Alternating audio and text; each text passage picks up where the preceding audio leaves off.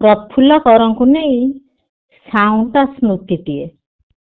ଜନ୍ମ 16/2/1939, ବିଦାୟ 17/4/2022। ଅଭୁଲା ସ୍ମୃତିଟିଏ ଆଜୀବନ ମନ ଭିତରେ ସାଇତା ହୋଇ ରହିଛି, ରହିବ।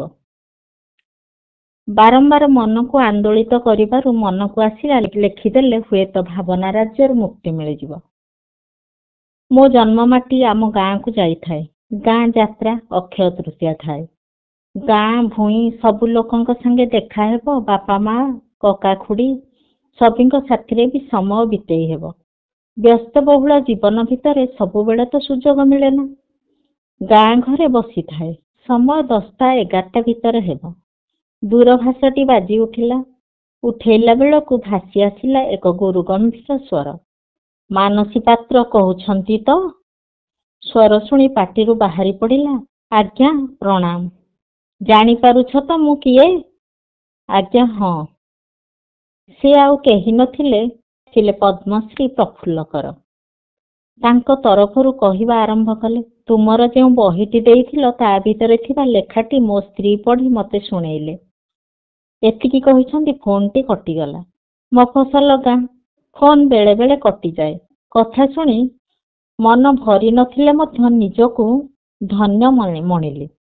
ମାଆଙ୍କୁ କହିଲି, ମା ଲୋ, ମୋର କି ଭାଗ୍ୟ, ପ୍ରଫୁଲ୍ଲକର ମୋ ସହ କଥା ହେଲେ।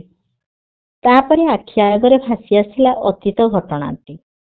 ବରିଷ୍ଠ ବର୍ଗର ପ୍ରଫୁଲ୍ଲକରଙ୍କ ପ୍ରତିଯୋଗିତା।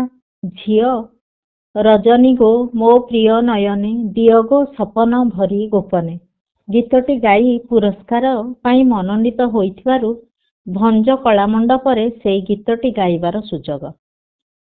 ଝିଅ ସେ ଗୀତଟି ଗାଇଲା। ସମ୍ମୁଖରେ ବସିଥାନ୍ତି ପ୍ରଫୁଲ୍ଲକର। ଉଠି ପଡ଼ି ମାଇକ୍ରୋଫୋନ୍ ଧରି କହିଲେ ସେ ଗୀତ ବିଷୟରେ, ଏସ୍ ଜାନକୀଙ୍କ ସହ କଲିକତାର ରେକର୍ଡିଂ ବିଷୟ କଥା। ମନକୁ ଆସିଲା ଝିଅର ଗାଇବା ଶୈଳୀ ବୋଧହୁଏ ତାଙ୍କୁ କିଛିଟା ଭଲ ଲାଗିଛି। ତାପରେ ରବୀନ୍ଦ୍ର ମଣ୍ଡପରେ ପୁରସ୍କାର ବିତରଣ ଉତ୍ସବ। ତା ପୂର୍ବରୁ ତାଙ୍କର ଗୋଟିଏ ସାକ୍ଷାତକାର ବେଳର କଥା ଶୁଣି କବିତାଟିଏ ଲେଖିଥାଏ। ଆଉ ମୋ ଭଜନ ଜଣାଣ ବହି ଓଙ୍କାରରେ 7 ସୁର ବହିଟି ଭିତରେ କବିତାଟି ରଖି ନିଜ ନାଁ, ଫୋନ୍ ନମ୍ବର ଲେଖି ବହିଟି ବ୍ୟାଗରେ ନେଇଥାଏ। ଯଦି ସୁବିଧା ମିଳିବ ବହିଟି ଦେଇପାରିବି। ମହାଶୟ ଜେନାମଣିଙ୍କୁ ବହିଟି ଦେଇ କହିଲି, ଏ ବହିଟି ପ୍ରଫୁଲ୍ଲକରଙ୍କୁ ଦେଇଦେବେ। ବହିଟି ତାଙ୍କ ମାଧ୍ୟମରେ ପ୍ରଫୁଲ୍ଲକରଙ୍କ ପାଖକୁ ପହଞ୍ଚିଥିଲା। ତଥାପି ବହିଟି ଦେବାର ଗୁଡ଼ିଏ ଦିନ ବିତି ଯାଇଥିବ। ପରେ ମୋ ପାଖକୁ ଫୋନ୍, ଗାଁରେ ଥିବାବେଳେ ମୋ ପାଖକୁ ଫୋନ୍ କଥା ହେବାରେ ବୋଧହୁଏ ତାଙ୍କର ସନ୍ତୁଷ୍ଟି ମିଳିନଥିଲା। ବିତି ଯାଇଥିଲା ପୁଣି କିଛି ଦିନ। ନିଜ ଘରେ ରାତ୍ରି ଭୋଜନର ଥାଏ। କିଛି ସମୟ ଆଗରୁ ପୁଣି ସେଇ ଗୁରୁ ଗମ୍ଭୀର ସ୍ୱର, ମାନସୀ ପାତ୍ର ତ? ସେଇ ଏକା କଥା, ପ୍ରଣାମ।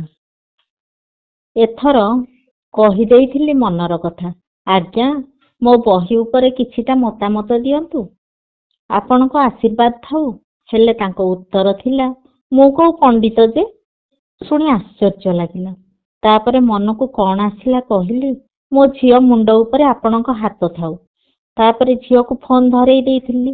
ଝିଅ ସହ ବହୁତ ସମୟ କଥା ହେଲେ। ଆଉ କହିଥିଲେ, ମଞ୍ଚରେ ଗାଇଦବା ବଡ଼ କଥା ନୁହେଁ, ଶାସ୍ତ୍ରୀୟତା ଶୈଳୀରେ ଗାୟନ ସଙ୍ଗୀତକାରକୁ ଆଗକୁ ନିଏ। ଯେଉଁ ସଙ୍ଗୀତ ଗାଅନା କାହିଁକି ନିଜସ୍ୱ ଶୈଳୀକୁ ସତତ ବଜାୟ ରଖିବ।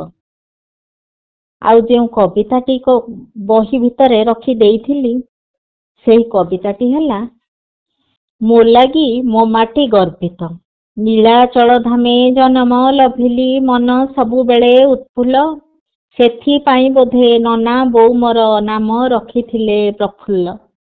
ନିର୍ଦ୍ଦେଶକ ବୋଲି ଲଭିଲି ସୁଖ୍ୟାତି, ସଂଳାପ ରଚନା ଲେଖକ, କିଏ କହିଥାନ୍ତି ସଙ୍ଗୀତ ପାଗଳ, କିଏ କହିଥାନ୍ତି ଗାୟକ। ସୁର ତାଳ ବାଦ୍ୟ ଘୂରି ବୁଲୁଥିଲେ ବାଲ୍ୟ କାଳୁ ଚତୁଃପାର୍ଶ୍ୱରେ, ଏକଲବ୍ୟ ପରି ଶିଖିଥିଲି ମୁହିଁ, ବିଭୁ କୃପା ଥିଲା ମୋଠାରେ। 5 ବର୍ଷ ବେଳେ ନନା ଚାଲିଗଲେ, ହେଲି ମୋ ବୋଉର ସାହାରା, ଦଣ୍ଡେକି ନିମିଷେ ଅନ୍ତର କରିନି ଥିଲି ମୁଁ ତା ଦୁଃଖ ପାଶୋରା। ଶାସ୍ତ୍ରୀୟ ସଙ୍ଗୀତ ଶିଖିବାର ନିଶା ହୃଦୟ ମଧ୍ୟରେ ପ୍ରବଳ। ମନ କଥା କେତେ ମନରେ ମରିଛି ଯା କିଛି ଦେଇଛି ଉତ୍କଳ। ଲେଖିବାର ନିଶା ଭଜନ ସଙ୍ଗୀତ ରଚନାରେ ଲଘୁ ସଙ୍ଗୀତ। ସିନେ ଜଗତରେ ପ୍ରଥମ ସୁଯୋଗ ଦେଲେ ଅଭିନେତା ପ୍ରଶାନ୍ତ। କେତେ ଯେ ସଂଘର୍ଷ କରିଛି ଜୀବନେ ବୁଝିଛି କେବଳ ଏମନ। ପାଇବା ନିଶାରେ ଜୀବନ ସଂଗ୍ରାମେ ଲଭିଛି ଜୀବନେ ସଫଳ। ସତ ହୋଇଅଛି ସପନ। ସିନେ ଜଗତର ପ୍ରଥମ ଗୀତରେ ପୁରସ୍କୃତ ମୁହିଁ ହୋଇଲି। କାଳିଆ ଠାକୁର ଦୟା କରିଥିଲେ ଚରଣ ଯୁଗଳ ବନ୍ଦିଲି। 8 ଥର ମୁହିଁ ସମ୍ମାନିତ ହେଲି ଜାଣିଥିଲା ମୋତେ ଜଗତ। ପାଇଥିଲି ଶେଷେ ପଦ୍ମଶ୍ରୀ ଉପାଧି।